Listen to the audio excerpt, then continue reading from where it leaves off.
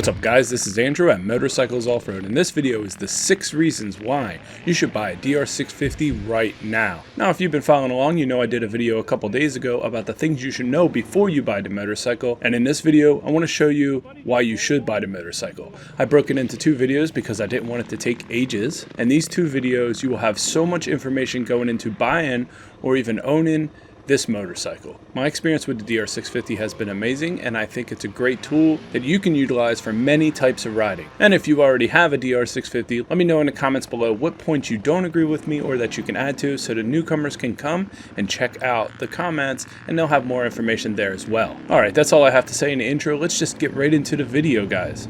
Alright, the top reasons you should buy a DR650, starting with number 1, is reliability, claimed by most to be virtually unkillable. The DR650 is a single-cylinder carbureted engine that is air-cooled and oil-cooled, making this one of the most bulletproof engines on the market. Now, if you watched my things to know about the DR650, I did express a couple upgrades that you should do straight away that'll ensure the longevity of this motorcycle. Now, upon doing those altercations, this motorcycle will last longer than almost anything on the market, and that I can pretty much guarantee to you. So much so that it's not uncommon for me to see these bikes on Marketplace with upwards of 60,000 miles. 60,000 miles is quite a bit for a motorcycle. But what also helps the longevity of almost every motorcycle, and motors in general, is how much oil you can hold. A lot of high performance engines have very small oil sumps, and sometimes you have to change the oil within 8 hours. But the DR650, offering a sizable oil cooler on the front right here, means the motor always has a fresh, nice, cool supply of that goody lubricating goodness.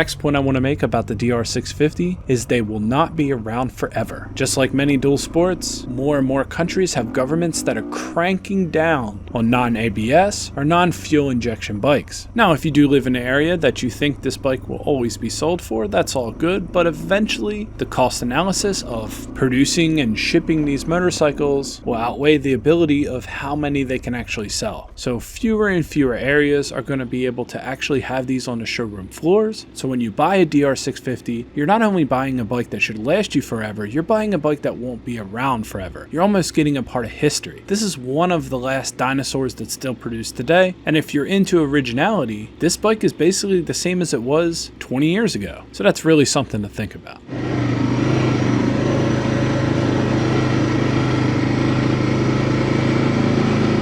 Next, the DR650 is a jack of all trades but a master of none. Now, this bike comes in a dual sport trim. It's not an adventure bike, but it's a bit heavy for a dual sport. But what does it make great? A very good modified light adventure bike. And in fact, I believe this so much, I'm going to make a side-by-side comparison, pitting it against the CRF 300 Rally, which is a dual sport in light adventure bike trim, versus the DR650 in a video to come, because I believe there's a very similar use for these 2 motorcycles, and the abilities versus the weight, everything just kind of meshes together with a do-it-all motorcycle, and the DR650 is definitely that. I feel like there's so much we can talk about there, and if I was going to take a travel across the US, across Europe, something that I wanted to be reliable, easy to maintain, easy to work on, there's only a handful of bikes that I would actually take. DR650 is definitely one of them. Also, the versatility of this motorcycle being a high output engine, along with being light as a dual sport, means that you can use it in many different tasks. You can build it out to be a trail runner, you can build it out to be a moto camping rig, it can sit at highway speeds,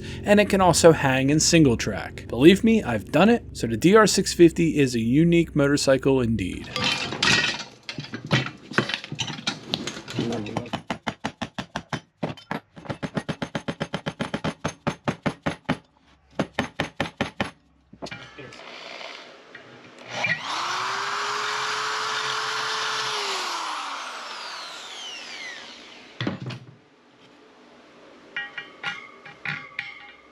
Next point to make is you can wrench on it yourself. In fact, you could wrench on it yourself in the woods if it broke down. The bike is very simple. Every time you work on this bike, set that tool aside, either buy a duplicate or put it in its own tool bag, and before long you'll have a toolkit that'll be able to take apart this whole entire motorcycle, and you'll be able to fix most problems in the field. Short of catastrophic engine disaster, which we have already talked about is highly unlikely to happen, anything else you can take apart, fix, put back together, all within no time. And if you're somebody that wants to learn about how to work on your own motorcycles and you know nothing or little to nothing, the DR650 is a great motorcycle for that, because you can get a little adventurous, take a step by step, watch some YouTube videos, go a little bit further into each upgrade you do or each replacement part, and you will have a better understanding of the motorcycle itself and all other motorcycles out on the market. You'll understand where they came from. The DR is an older motorcycle that shares similarities with modern motorcycles that you see on the market today. So wrenching on it yourself is definitely a huge benefit, especially if you're new.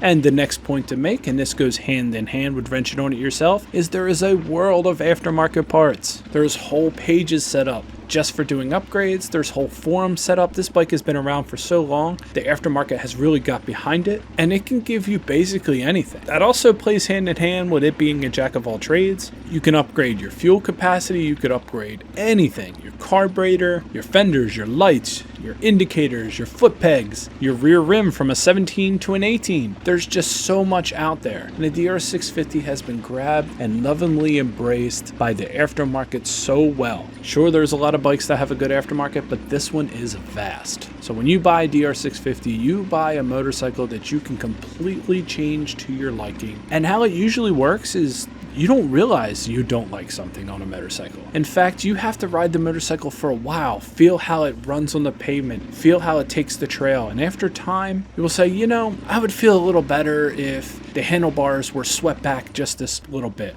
or maybe the foot pegs were a little bit lower, or maybe a little bit wider, and all that is achievable here. Definitely something that should be talked about more is whatever particular motorcycle or dual sport you do fall into, you'll be very thankful if it has a huge aftermarket.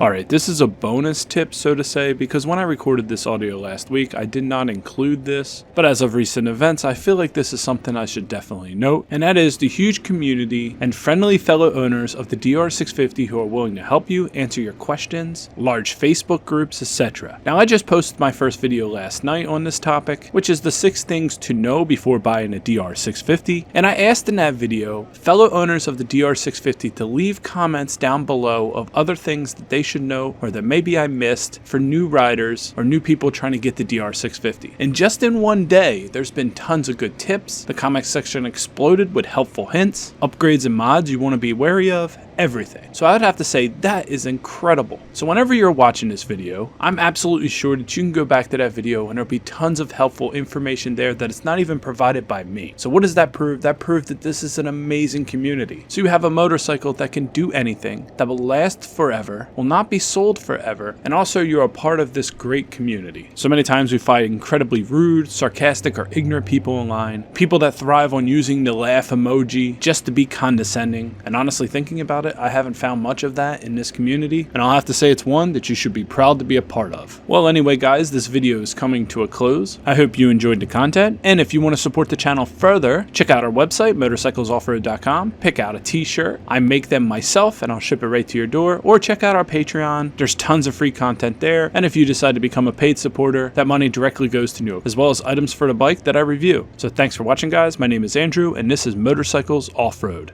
Thanks again guys.